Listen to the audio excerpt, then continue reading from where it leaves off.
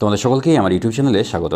আজকে তোমাদের সামনে আমি আলোচনা করছি ক্লাস 9-এর যে দ্বিতীয় পর্যায়ক্রমিক মূল্যায়নের 2 নম্বর প্রশ্নপত্রটা নিয়ে, ইতিহাসের। আচ্ছা, ভিয়েনা সম্মেলন অনুষ্ঠিত হয়েছিল 1805 খ্রিস্টাব্দে, 1810 খ্রিস্টাব্দে, না 1815, নাকি তোমার 1820 সালে? এটা কিন্তু ভিয়েনা সম্মেলন আমরা সবাই জানি যে 1815 সালে কিন্তু এটা হয়। ঠিক আছে, তাহলে অপশান সি। মেটারনিক প্রধানমন্ত্রী ছিলেন কোথাকার? অস্ট্রিয়ার প্রধানমন্ত্রী ছিল, এটা আমরা সবাই জানি। ইয়ং ইতালি বা নব্য ইতালি দল গঠন করেছিলেন বা গড়ে তুলেছিলেন, কে গড়ে তুলেছিল? জোসেফ ম্যাৎসিনি। শিল্প বিপ্লব কথাটা প্রথম কে ব্যবহার করেছেন বলো তো? লুই অগাস্তে ব্লাঙ্কি। শিল্প বিপ্লব সর্বপ্রথম শুরু হয় কোথায় হয়েছিল? ইংল্যান্ডে কিন্তু শিল্প বিপ্লব সর্বপ্রথম হয়েছিল। ওয়াটার ফ্রেম আবিষ্কার করেন কে করেছিলেন? রিচার্ড আর্কাইট।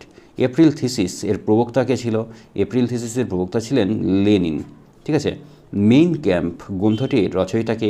মেইন ক্যাম্প গ্রন্থটির রচয়িতা হলো হিটলার। বিভাগ ক্ষয়ে চলো 2-এর যে এর 1 নম্বর প্রশ্নটা চলো দেখি। জুলাই বিপ্লবের মধ্যে দিয়ে কে ফ্রান্সের সিংহাসনে বসেছিল? এটা কিন্তু অর্লিয়েন্স বংশের লুই ফিলিপ সিংহাসনে কিন্তু বসেছিল। দাস ক্যাপিটাল গ্রন্থের রচয়িতা আমরা সবাই জানি, তোমার বৈজ্ঞানিক সমাজতন্ত্রবাদের জনক অর্থাৎ কার্ল মার্কস কিন্তু দাস ক্যাপিটাল গ্রন্থের রচয়িতা। সোভিয়েত পার্লামেন্টের নাম কি? সোভিয়েত পার্লামেন্টের নাম হলো ডুমা। এবার সত্য মিথ্যাগুলো দেখো। সত্য মিথ্যা প্রথম কী বলেছে? হেটারিয়া ফিলিপকে গ্রিসের একটি গুপ্ত সমিতি ছিল। এটা কি সত্য? হ্যাঁ, এটা কিন্তু তোমার সত্য। তারপরের প্রশ্ন কী বলেছে? শিল্প বিপ্লবের ফলে নতুন শহর গড়ে উঠেছিল। এটাও তোমার সত্য।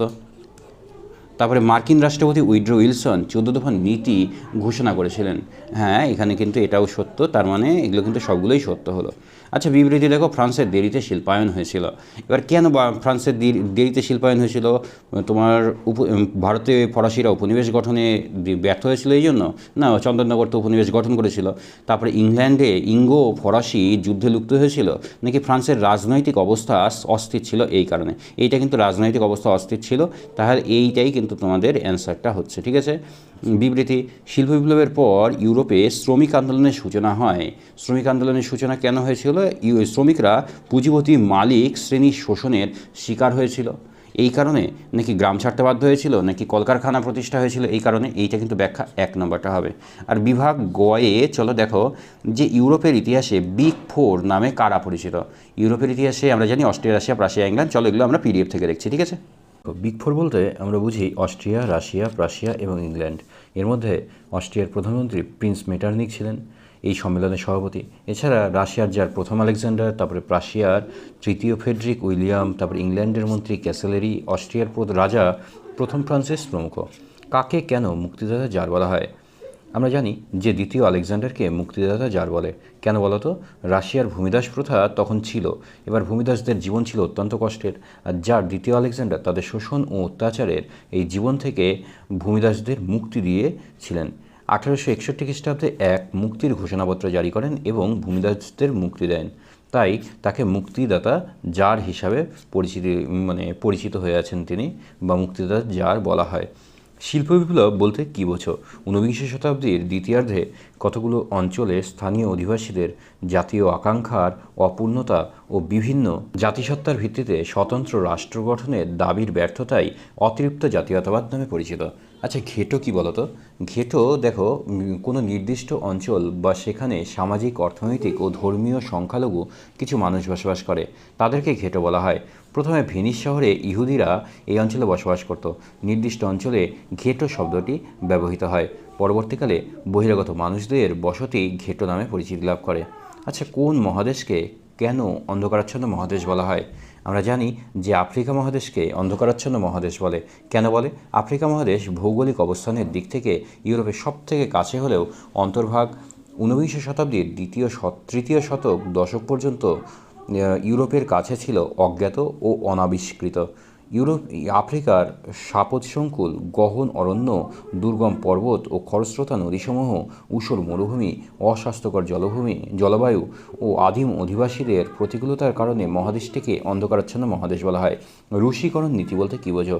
এক জার, এক চার্চ, এক রাশিয়া নীতি গ্রহণ করে দ্বিতীয় নিকোলাস রাশিয়া বসবাসকারী সংখ্যালঘু পোল, ফিন, জার্মান, ইহুদি, অরুশ প্রজাদের জোর করে রুশ ভাষা, সভ্যতা ও সংস্কৃতি চাপিয়ে দেয় এবং অরুশ প্রজাদের জমি ও চাকরি প্রভৃতি কেড়ে নেওয়া হয়। দ্বিতীয় নিকোলাসের এই নীতিকেই বলা হয় যে রুশীকরণ নীতি। ঠিক আছে, এটা রুশীকরণ হবে। ঠিক আছে, এটা একটু এমস টেলিগ্রাম বলতে কী বোঝাও? দেখো, এমস টেলিগ্রাম তাহলে তোমরা পয়েন্ট করবে ফার্স্টেই। ঠিক আছে, এবার তারপরে প্রাশিয়ার রাজা প্রথম উইলিয়াম এমস নামক স্থানে তার প্রধানমন্ত্রী বিসমার্ককে টেলিগ্রামের মাধ্যমে একটি খবর পাঠান। এই বিষয়টি ছিল ফরাসি দূত কাউন্ট কাফুর বেনিরেত্তির দ্বারা প্রথম উইলিয়ামের কিছু আলোচনার সারসংক্ষেপ, আর এটিই কিন্তু তোমার এমস টেলিগ্রাম নামে পরিচিতি লাভ করে। আর এমস টেলিগ্রামের পরিবর্তিত বিষয় প্রকাশ। প্রাশিয়ার রাজা আলোচনার বিষয়টি টেলিগ্রামের মাধ্যমে তার প্রধানমন্ত্রী বিসমার্ককে জানালে সুচতুর কূটনীতিবিদ বিসমার্ক টেলিগ্রামের বেশ কিছু বিষয় বাদ দিয়ে টেলিগ্রামটি এমনভাবে সাজান যাতে মনে হয় প্রাশিয়ার রাজা ফরাসি দূত বেনেডিক্টকে অপমান করেছেন। পরের দিন বিসমার্ক এই নর্থ জার্মান গ্যাজেট ও অন্যান্য সংবাদপত্রে প্রকাশ করে দেন। আচ্ছা, সেরাজেভো হত্যাকাণ্ড কি? মানব সভ্যতার ইতিহাসে সবচেয়ে যেসব বিপর্যয়কর ঘটনা ঘটেছিল তার মধ্যে অন্যতম ছিল কিন্তু প্রথম বিশ্বযুদ্ধ। আর এই প্রথম বিশ্বযুদ্ধে 1914 থেকে 1918 সাল পর্যন্ত চলে। আর 1914 সালে এই সেরাজেভো হত্যাকাণ্ডকে কেন্দ্র করেই এই প্রথম বিশ্বযুদ্ধের সূচনা হয়। আর ঐতিহাসিক ডেভিড থমসন বলেছেন যে 1871 খ্রিস্টাব্দে যে ঘটনাবলী সূচনা হয় তার চূড়ান্ত পরিণতি ছিল কিন্তু এই প্রথম বিশ্বযুদ্ধ। প্রথম বিশ্বযুদ্ধের এই কারণগুলোকে আমরা দুভাগে আলোচনা করতে পারি, প্রত্যক্ষ কারণ এবং পরোক্ষ কারণ। প্রথম বিশ্বযুদ্ধের প্রত্যক্ষ কারণ ছিল সেরাজেভো হত্যাকাণ্ড। আর এই দেখো, সেরাজেভো হত্যাকাণ্ড এবার পয়েন্ট করবে। সেরাজেভো হলো বসনিয়ার রাজধানী। অস্ট্রিয়ার যুবরাজ আর্চডিউক ফার্ডিনান্ড তার পত্নী সোফিয়া সেরাজেভো শহর পরিভ্রমণে এসেছিলেন। এখানে 1914 খ্রিস্টাব্দে 28 জুন স্লাভ বিরোধী ব্ল্যাক হ্যান্ড গোষ্ঠীর সদস্য গাভরিলো ফ্রান্সিস যুবরাজ ও যুবরানীকে হত্যা করে। এই ঘটনাই কিন্তু সেরাজেভো হত্যাকাণ্ড নামে পরিচিত। এই ঘটনার জন্য অস্ট্রিয়া সার্বিয়াকে দায়ী করে এবং চরমপত্র দিয়ে 48 ঘন্টার মধ্যে তার শর্ত পূরণ করতে বলেন, কিন্তু সার্বিয়ার পক্ষে সব দাবি মেনে নেওয়া সম্ভব ছিল না। এতে অস্ট্রিয়া ক্ষুব্ধ হয়ে 1914 খ্রিস্টাব্দের 28 জুলাই সার্বিয়ার বিরুদ্ধে যুদ্ধ ঘোষণা করে। সার্বিয়ার পক্ষে রাশিয়া, ফ্রান্স ও অস্ট্রিয়ার পক্ষে জার্মানি, তুরস্ক, বুলগেরিয়া প্রভৃতি দেশ যোগদান করলে উক্ত যুদ্ধ বিশ্বযুদ্ধে পরিণত লাভ করে। দেখো, এবার 3 নম্বর প্রশ্নটা কি বলেছে, মহামন্দার কারণ কী ছিল? আচ্ছা, এই মহামন্দার কারণ কিন্তু ছিল তোমার 30 দশকের সংকটের যুগ বা 1929 খ্রিস্টাব্দে ইউরোপে মার্কিন ঋণের উপর সম্পূর্ণ স্থগিতাদেশ হয়। এবং আসলে 1929 সালে তোমার কী হয়েছিল, ইউরোপের শেয়ার বাজার বা মার্কিন শেয়ার বাজার একদম পড়ে যায় এবং তার ফলেই কিন্তু বিভিন্ন সমস্যাগুলো তৈরি হয়। দেখো, বিভিন্ন দেশের অর্থনৈতিক বিশেষজ্ঞদের মতে অর্থনৈতিক মহামন্দার কারণ সম্পর্কে কিন্তু মতভেদ রয়েছে। তথাপি মোটামুটিভাবে মহামন্দার মূল কারণগুলো অর্থনৈতিক সাম্য প্রতিষ্ঠায় তোমার সাম্য ব্যবস্থার বিনাশ, তারপরে মুদ্রাস্ফীতির অবনতি, তারপরে তোমার হলো মূলধনের যোগানের অভাব, এই বিভিন্ন কারণ কিন্তু এগুলো ছিল। এবার এই কারণগুলো তোমরা একটু পড়ে নেবে, তোমরা এটা স্ক্রিনশট নিয়ে নাও। এবার তোমাদের যদি ভিডিওটা ভালো লাগে তাহলে অবশ্যই লাইক, শেয়ার এবং সাবস্ক্রাইব করো। বন্ধুদের মধ্যে বেশি থেকে বেশি পরিমাণে ভিডিওটা ছড়িয়ে দাও। ধন্যবাদ সকলকে।